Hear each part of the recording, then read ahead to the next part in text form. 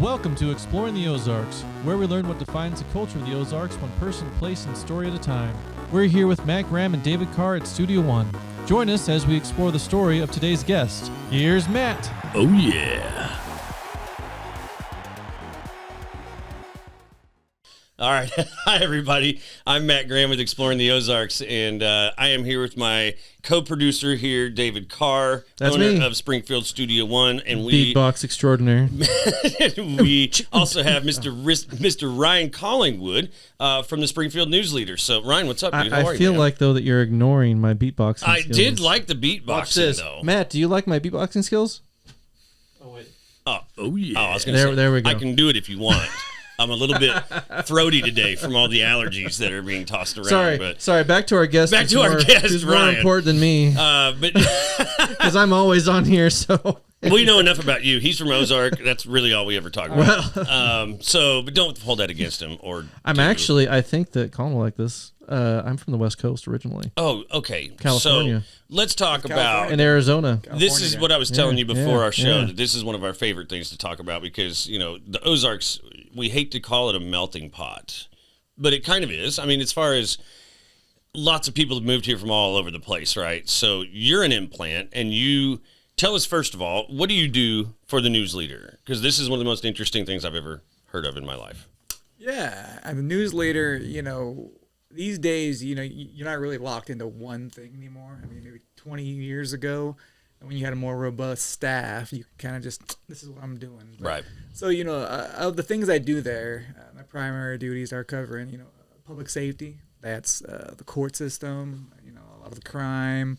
A lot of the, and the judicial system. Yeah. And then, a lot of the crazy things that go on within that. Yeah. And, even things within, even like a traffic safety, a lot of, the highway and just a lot of tragic accidents. Right. What leads to those, what they're doing to try to fix it. Okay. And then, Do you cover potholes? Oh, my God. Not on the pothole beat. Yeah. What? The pothole beat. Shouldn't that be like the main Dude, beat in any I got a city? list for you, buddy. Yeah. Have you ever been over at Kansas and James River? I'm just thinking, I take the back roads to get to Menards, and there's this one stop sign where you turn, and there's a pothole about this deep, so it's perfect size for a tire to go into, and it's been there for Terrible. like years now. Yeah. Makes you want to go get a bag of gravel and just throw it in there. Can you do a story on this for me now? Yeah, think about it. What's weird is that the stories that you think would be a thing aren't as much of a thing because they don't generate like these interest. Even though I feel like potholes generate rage, rage inside of people when you mention it's potholes.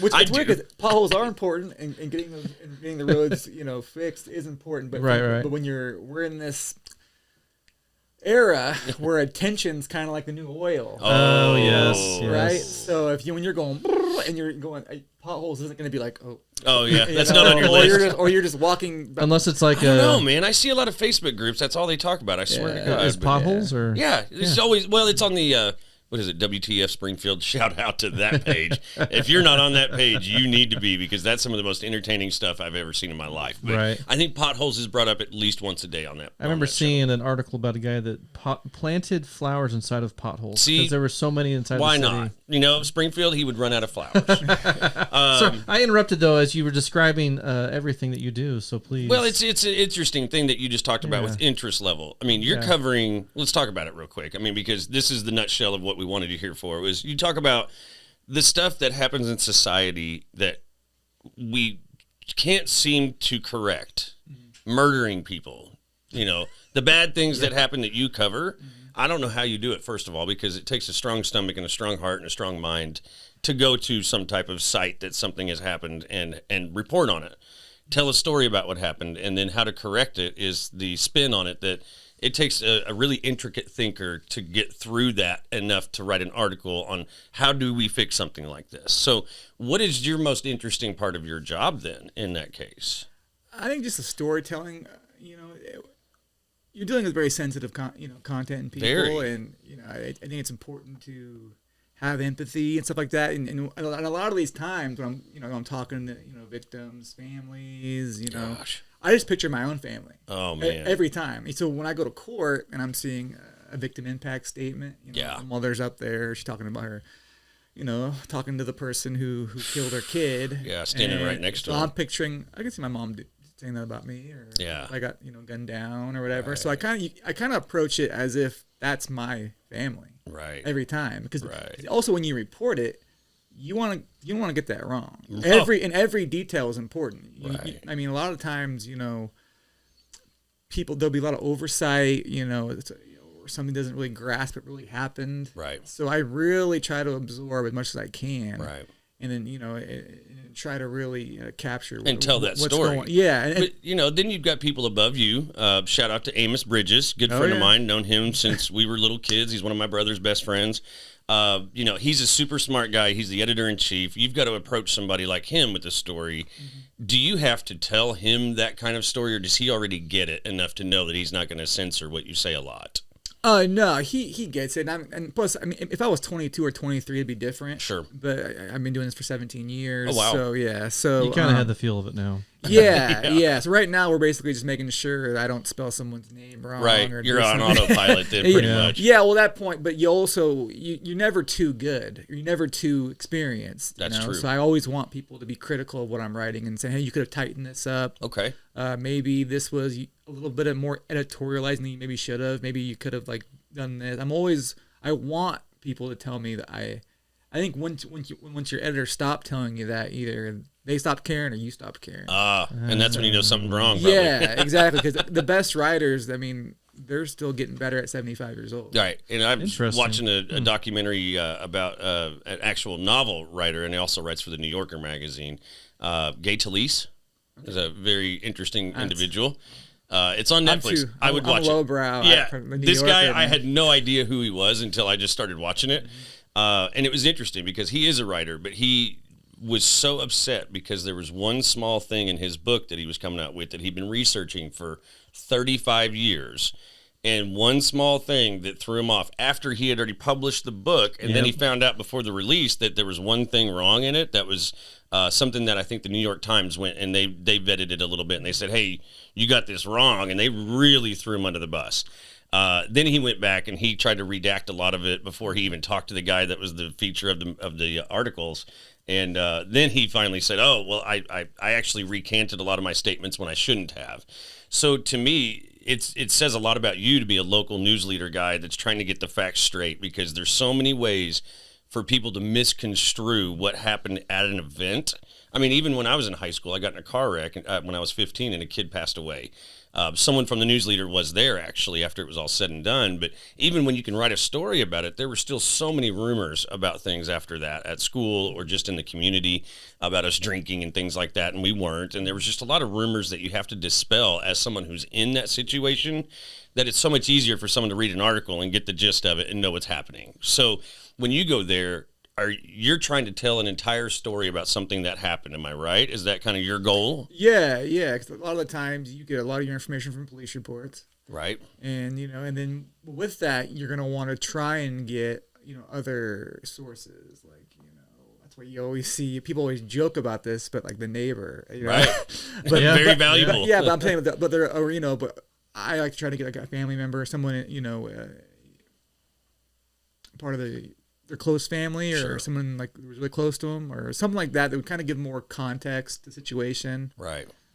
Because you've got to connect with those people too. Yeah, in that moment, yeah. You don't want to come in like a hard ass. You don't want like a hawk or something that you're trying to get something out of. I actually, my least favorite part of the job is talking to people during the worst parts of their lives. And I have kind of a rule, like I won't reach out to an immediate family member within like 48 hours. Yeah. That's like I see a lot of journalists do that, and I don't think they like it either, but I think maybe their bosses tell them to do it under a time crunch or whatever. Like, I'm trying to picture how my dad would handle that. If someone shot me in the face. Dude, that's so important for you to be that way, though, because that's tough. Because you want to get the story out quick, right? But it's humanity, but it's also manners. It's also treating people how you would like to be treated. But I live by the silver rule, which is treat people how they want to be treated, not how I want to be treated. I want to be treated completely different than someone else, probably. But for you to be candid with somebody in a moment that's so heated already, you might get a completely different version of that person 24 hours later. So your 48-hour rule is smart. What other tricks do you have to this? Because this has got to be tricky. Yeah, I think you can still get color from people about that situation without the immediate family. You can reach out to their boss, their coach, or close friends. Right. Where it sucked for them, but they can also help give light to the person who died, and maybe it helps guide the story than like a bland police report. Oh yeah. Without there's so much that happened, and we weren't there. Right. There's a lot of context to it. Even the cops weren't there. Right. You know what I mean? They show up afterwards. Yeah. Trying to tell a story, too. So we are in that Ring doorbell era where we are seeing more and more stuff, but we're also in this weird subjective truth era. Explain. Yeah. Well, you know what I mean? Some people see something that it seems unequivocally the truth, right? And someone will try to actually, and you're kind of like, whoa, did I see that? Well, and it's kind of really the point too, where eyewitness accounts have always been kind of because how did something happen if you're not really trying to pay attention to it? You can't remember what's going to happen. Yeah. But two, with all the advances in video making technology, I mean, you talked about some of the stuff that as a videographer, AI affecting videography the way that it has, where it can create these realistic, lifelike impressions and images and. You never know. And voices. They had a scam where somebody impersonated President Biden's voice and made calls. I think this was in Maine, or you may know the details, but he was calling people to say, "Don't go out and vote." It was one of those things where it's like, but it wasn't President Biden, of course, and it was just they had used an AI to recreate the voice. But you never know who's going to go, "Hey, Biden just called me." But I think this that'd probably be my first clue that something was up. Well, I think it was one of those. Some people don't think that way. Those pre-recorded messages you get from presidents. Yeah. But this is one of those things where I think having a strong news media and ethical reporters, I mean, that is a huge important thing. It was always a huge important thing because people needed to get the news from a fact-based source. Right, but so how do you do that, nowadays, you really need to have that source you can trust where you can say, I know they've done the research. I don't have the time to go and do all this research. Yeah. But I need to be able to trust somebody. Well, and that's my question, because you've got 10 people at the scene of a crime, and maybe it is a murder. 10 people are going to see 10 different things. So how do you wade through? Are you just trying to get a general synopsis from a few people when you go to a crime scene? I don't really. I mean, it's not like I get up at 1 a.m. I'm like, and I grab my coffee and my cigar, and I'm like in my trench coat and head out there. I mean, a lot of the times, we just have to go after the fact and have the paperwork, and then we were calling or whatever. Right, so but then it's very rarely are we like, and they on the scene, and they won't let us. I mean, it ain't like 1975. It's not like the movies. Where I can lift the tape and be like, "Hey, chief."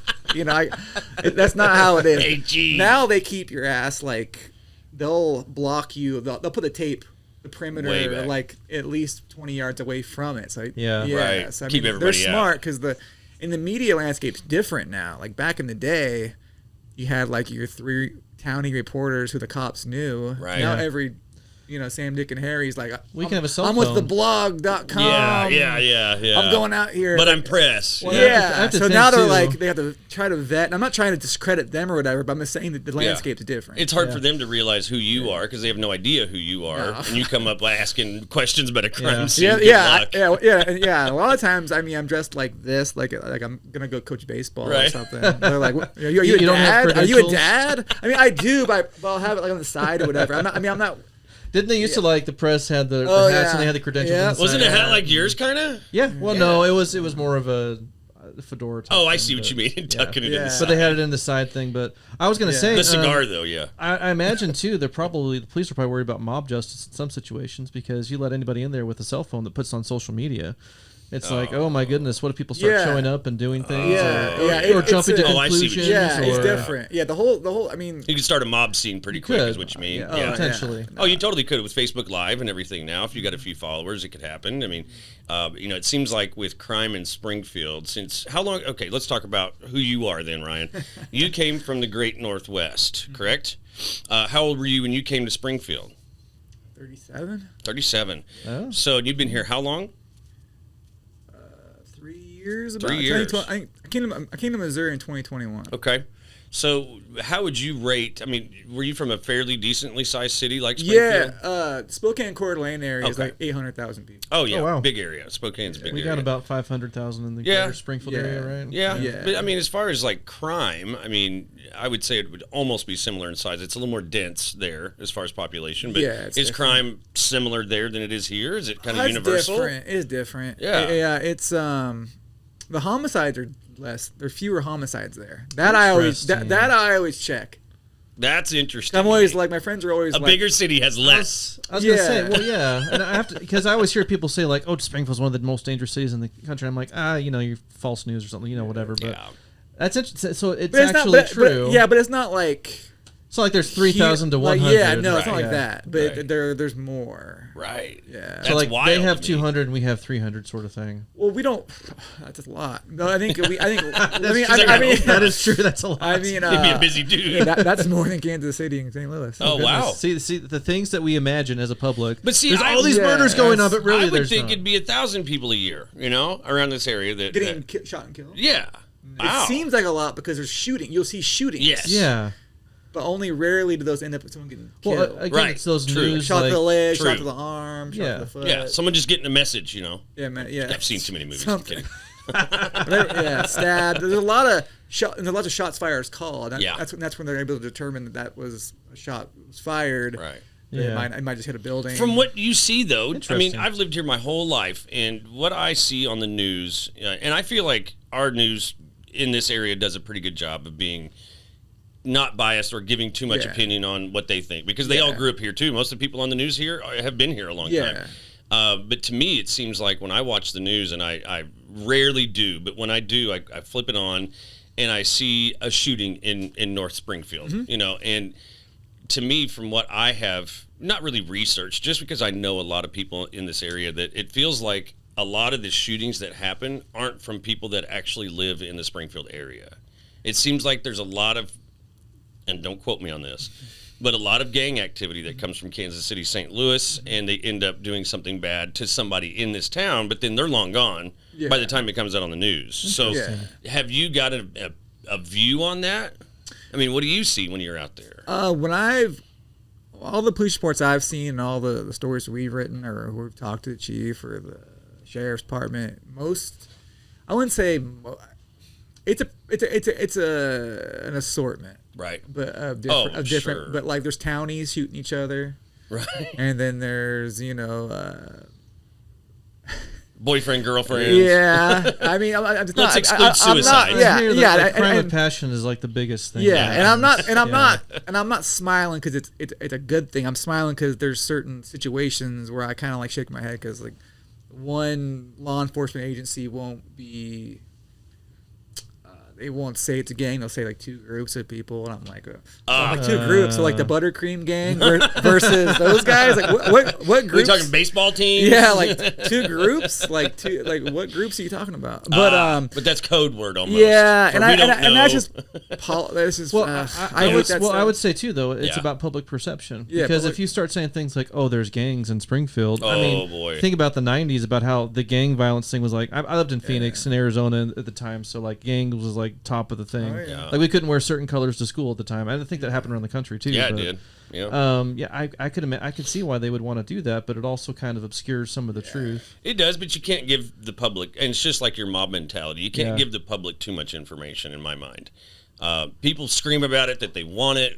Give us all the truth and all that.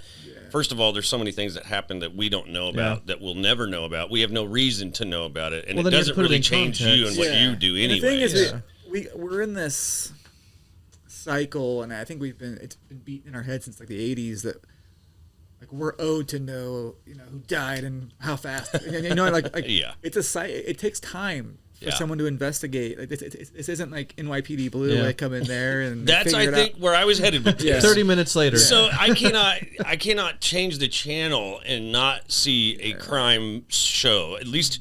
One or two on every station every single night, it feels like. And I feel like people just thrive off of the drama that comes with figuring out or solving a mystery or a homicide or something that they always do on these NCIS and all those shows. People eat that stuff up, and it's probably got to be one of the biggest markets for any company that's filming or making movies or TV that I feel like people really get off on it whenever they watch the news, and they're like, but then they're shocked by it. And it's like, but you watch this all night long, and then you watch the news, and there's a shooting, but then in their minds, they're already starting to figure out what that is because they watch too much damn NCIS. So now everybody's a crime solver, you know what I mean? And then they come to you or look for your articles, and hopefully, anyways, I feel like everybody's such a I don't know, amateur sleuth.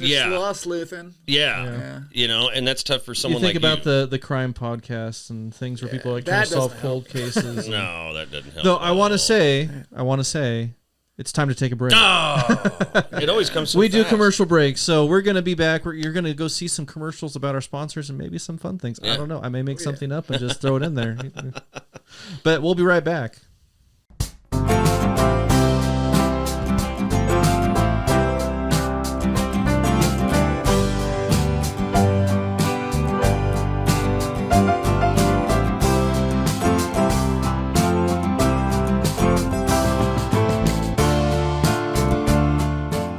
So before the break, we talked a lot about what you do. So let's dive a little bit further into what you do. So you're a writer. So you go to, let's talk about everything that you do as a writer for the News-Leader. So walk us through a day in the life of Ryan.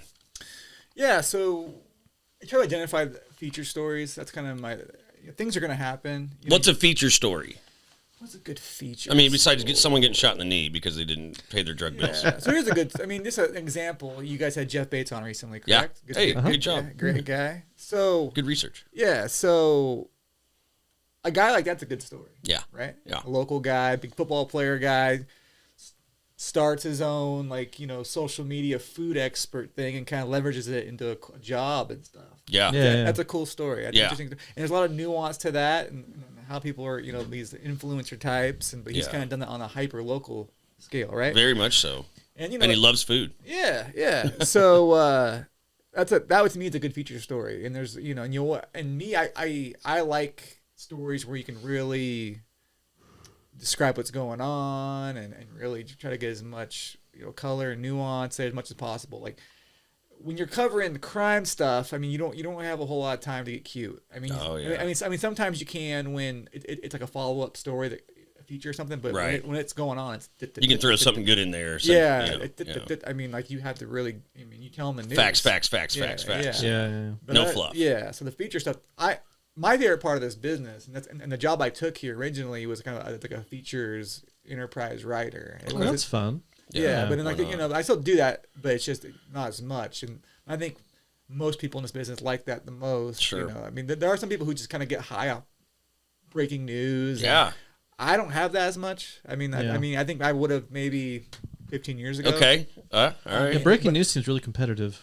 Yeah. Like you get that competition, that edge where How do you tell a story that quick though? Yeah.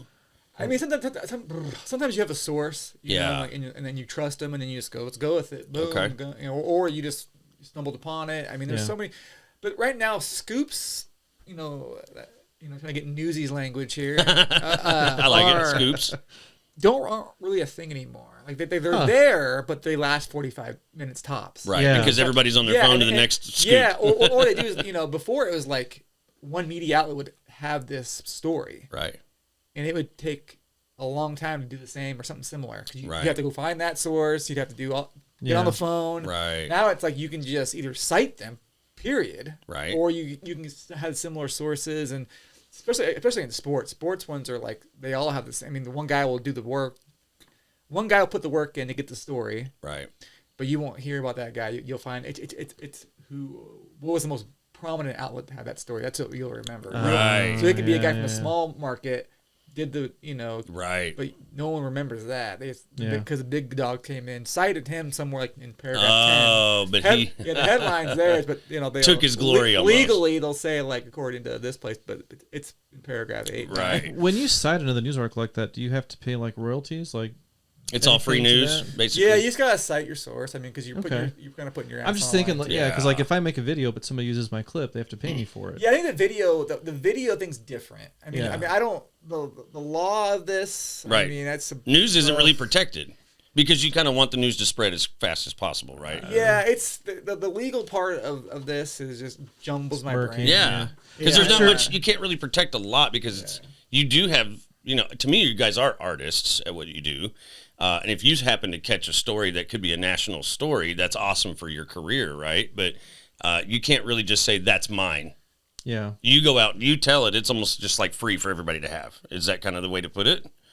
Like you go tell a story, you write a story, people cite you for it, but they're going to expand in their own version of it, I guess you could say. That was all the time. Yeah. Like, here's an example.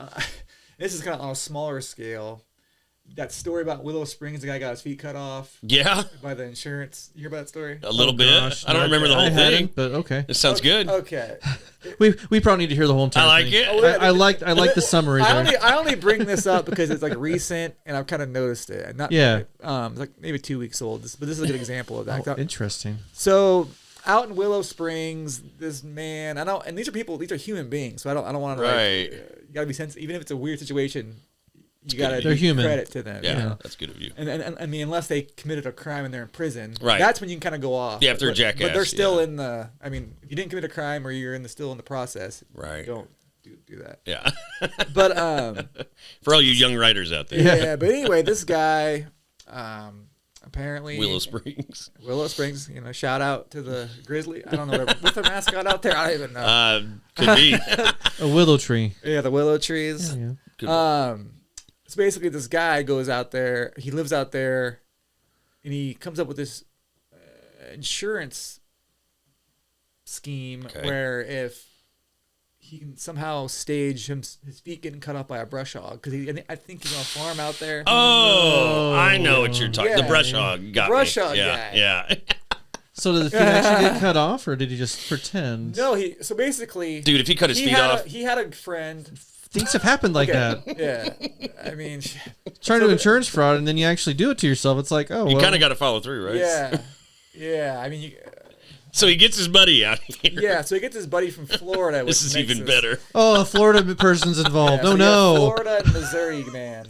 This is a bad mix, man. Captain Planet of Missouri, man. Florida. With our powers combined. Bad. So basically, he comes out and cuts the guy's feet for him. He says, this is all according to the sheriff's department I talked to down there. Whoa. So this guy, the sheriff down there tells me everything. I'm just like, what? Whoa. Because like they kind of released a statement about something like this, but no one really followed up. They kind of forgot about it. Oh, then I remembered, when this is closed, I'm going to circle back to this. This dude cut his legs, his buddy's feet off. So once it was closed, I circled back to it. Okay. And I called him, like, what happened?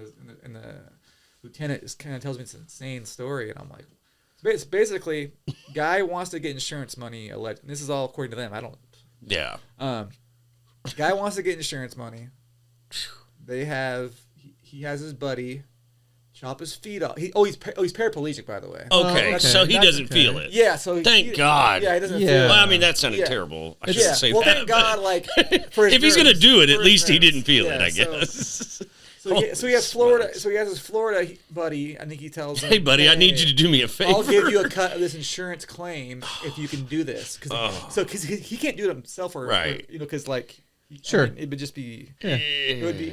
So he has the guy. It's a hatchet, isn't it? It isn't like a samurai sword that got at an auction. This is like a. Oh my God! So so the guy cuts off the feet clean with the hatchet. God. And then they put tourniquets on it. It's just like not a natural brush hog thing. So I guess the cops and the EMTs get out there and they see a guy. And then you got to take him out there and place him next to this brush hog and put blood on it somewhere. Yeah, yep. So apparently they get out there and the EMTs and the guy's near this brush hog and there's some blood, but not enough that would be like, whoa. And there wasn't any mangled like bone fragments. I was going to say the mangledness would have been. It would have been in pieces. Yes, your legs wouldn't just be laying there. This isn't that isolated out there. Like I guess they've seen this brush hog. I mean, it's that part of the. Okay, they've seen it before, which is probably why he thought of it in the first place. Yeah, so I think he was. It's normal. Well, it's his brush hog, so it's like so he's obviously a farmer of some sort. Used to be. Yeah, formerly, and then you do amazing things with hand controls now. Man. Okay. Well, anyway, so we should probably move on. Anyways, let's finish this. Finish. This is great. So anyway, this is a day in the life of Ryan here. Yeah, this is my parents live out there, so they like the rumors out, and they're like, my parents live in Kabul. Oh, so they're like, did you hear about this brush hog? Oh, perfect. This is like some sexy gossip, but this is great. At Kabul's like Dollar General. The gas station, the Dollar General. Yeah, so it's the new gas station. Yeah, so basically the cops go out there, they're like, they don't. Where are the feet? Like, where are the mangled bones? Yeah, and it was pretty clear within like 5 minutes that like where then it all comes out. This guy was just trying to set up an insurance fraud. And then a couple of days later, like somebody like finds the feet and they were in a bucket by some behind some old tires. Whoops. See, now I would have thought if I was caught right after it happened, I'd have been like, "Can you just sew them back on?" Yeah, while we're at it, they were probably done, man. This is like a few days later in a bucket. Yeah, the statute of limitations, not a statute, but something of limitations with feet being physical limitations. The physical limitations are just cut. Yeah, they weren't an ice bucket. They were just in a regular bucket. Yeah, so basically, but I bring up that because it ended up on all these random websites like these like WTF so and so. Yeah. But like, they don't. No one says the Springfield News-Leader. Oh, okay, sure. But we're also not going to be like, have our lawyers go after this random blog. Right, because there's no ownership there to sue. Yeah, exactly. Well, I guess at the end of the day, though. But if it was a different news outlet, they would have to cite you. There are some prominent ones, but I think the bigger ones have, but like in that format I was telling you about, where it's like in the third graph. It's like it doesn't say Springfield News-Leader, it would just be a link or something. Like they do enough. Yeah. And like that's fine, but that's an example of aggregating news and presenting it as your own. It's legal. Right. Well, and I guess at the end of the day, I mean, if you wrote that story or when you write that story, that's in your personal, like your portfolio.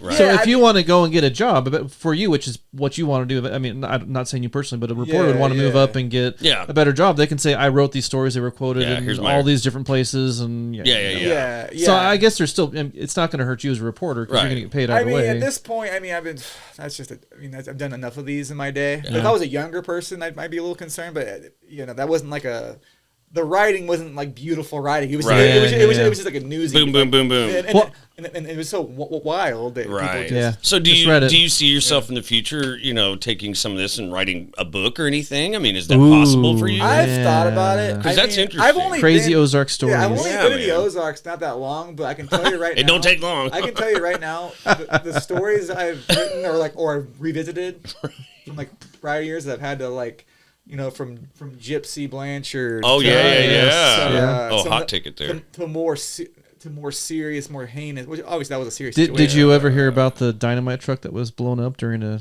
trucker strike? Oh, that happened out near here. That was a big deal. Yeah, but that seems to me like an Ozarks Tuesday.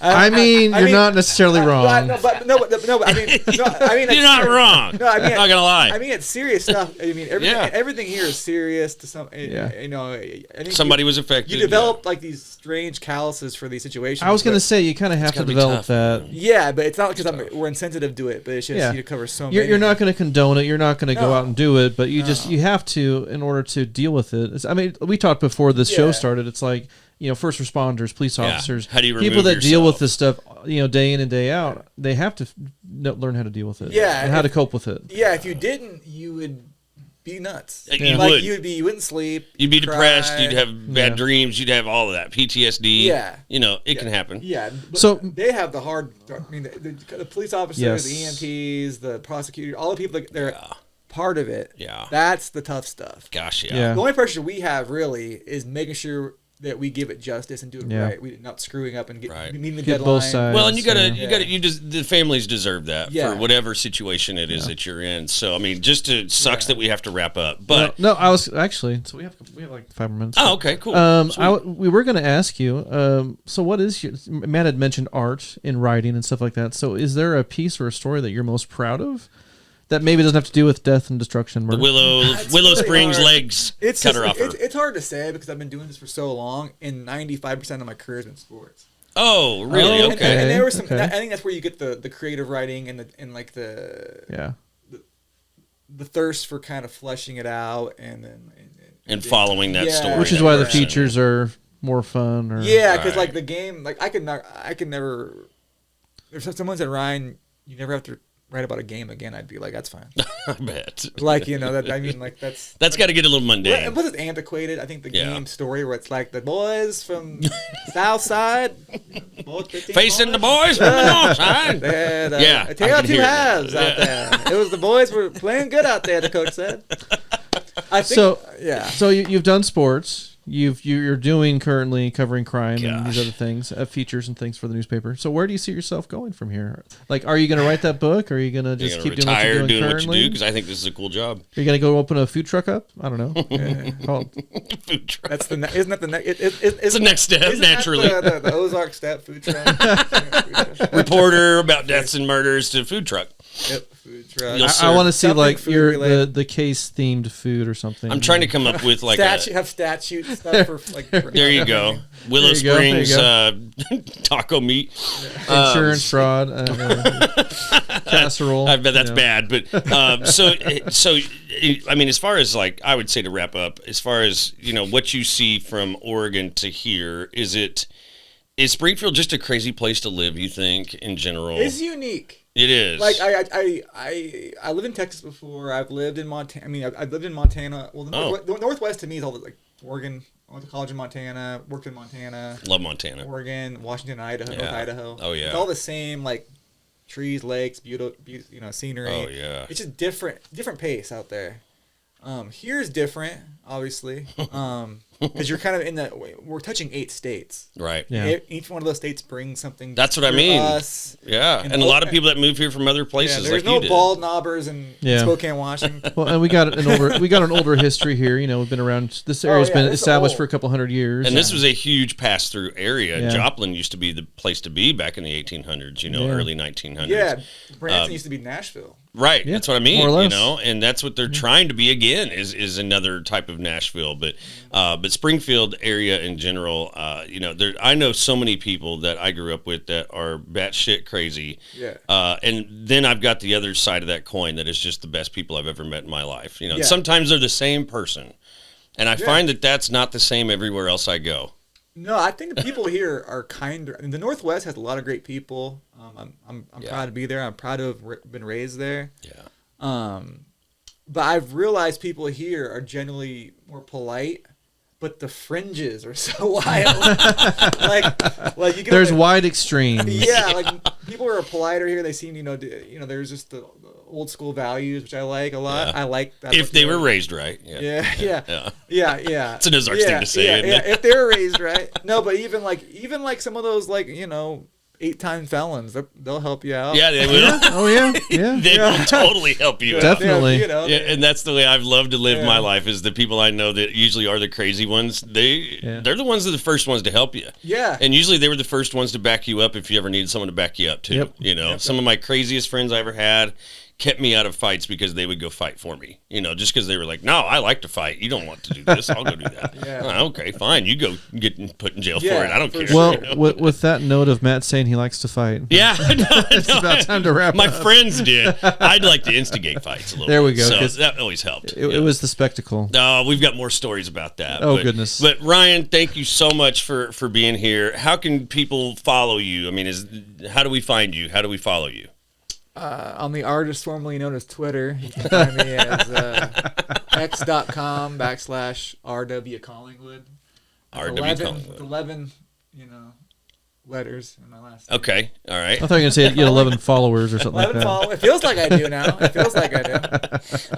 have a Facebook page that you elaborate any of this stuff on or anything? My Facebook page and my Instagram page are very low key, Good. Family, friends only. Yeah, you can't really put that I don't stuff out want to. there. I don't want to get in trouble. Yeah. Sure. Yeah. Get Ryan that. here to crime scene, with your cigar in your hand and your fedora on. That's right. Fedora with the press pass. I can't wait. And my stogie. And Your long jacket, your briefcase. I can't wait for this. We got to recreate this somehow. But I was just thinking to myself, this is the short we're gonna do with this. I love it, man. Well, Ryan, thank you so much for being here, dude. Really do appreciate you. Come back again. We need to hear. We really have barely unpacked anything that you do, so we definitely want to have you back and come back and and tell more crazy Ozark stories. Yeah. I got a lot of them. Yeah, we'll have to have a marathon where you have an open forum all day. Oh, God. We can do it all day. I can talk all day. Ask David. It's wild, man. I love it, man. Well, we'll do this more often. Thanks again for being here. Everybody else, you need to definitely keep watching the News-Leader. If you don't follow them on Facebook, they have some killer articles where you could probably find some of his stuff. But I think the News-Leader's done a phenomenal job in the last 10 years of shifting with the times. And I subscribe to it as well. So I pay the fee. It's not that much of a fee, but you can get your real information from people like Ryan on the News-Leader, not from your uncle's cousin's Facebook page, since he's probably on the fringe of something. We want you to get real information, and this is a guy that tells the real information. And Ryan, thank you for doing that. And keep up doing what you're doing. Everybody else, keep exploring the Ozarks. Thanks again for listening to Exploring the Ozarks. Make sure to like, share, and subscribe to our social media channels to help us keep exploring the stories of the Ozarks. If you're looking for more ways to support our show, we have sponsorships for businesses and Patreon for individual supporters. Check the links in the description for more details. Thanks for your support, and keep exploring the Ozarks.